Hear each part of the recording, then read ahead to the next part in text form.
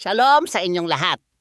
Ako si Rabbi Rich at ngayon ay magkakaroon tayo ng mabilis na pag-aaral sa Kanayas Korinto 2:1.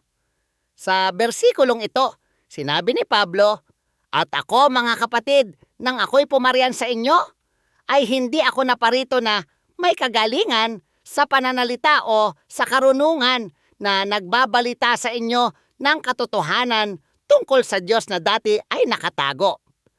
Ngayon, kailangan ninyong maunawaan kung sino si Pablo.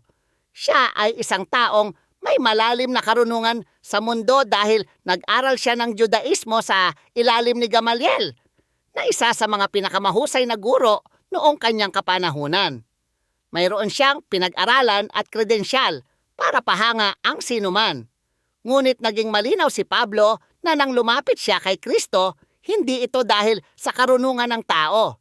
Ito ay sa pamamagitan ng direktang pakikialam at kapangyarihan ng Diyos.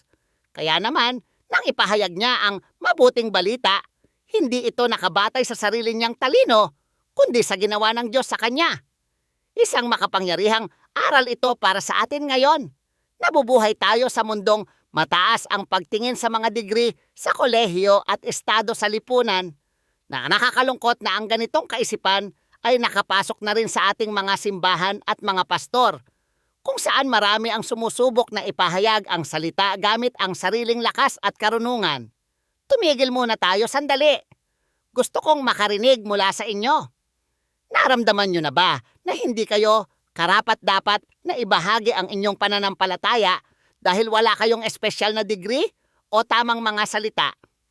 Mangyaring ibahagi ang inyong mga iniisip at karanasan sa comment section sa ibaba. Gusto ko silang mabasa. Nang ipangaral ni Pablo ang Ebanghelyo, hindi siya nagtiwala sa sarili niyang galing, kundi sa kapangyarihan ng Diyos. Pinili niyang magtiwala sa kapangyarihan ng Espiritu kaysa sa mga nakakahimok na salita ng karunungan ng tao.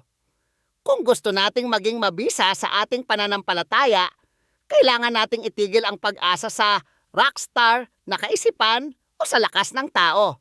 Tulad ni Pablo, dapat tayong mag-focus sa kapangyarihan ng Espiritu. Salamat sa pagsama sa akin sa maikling pag-aaral na ito.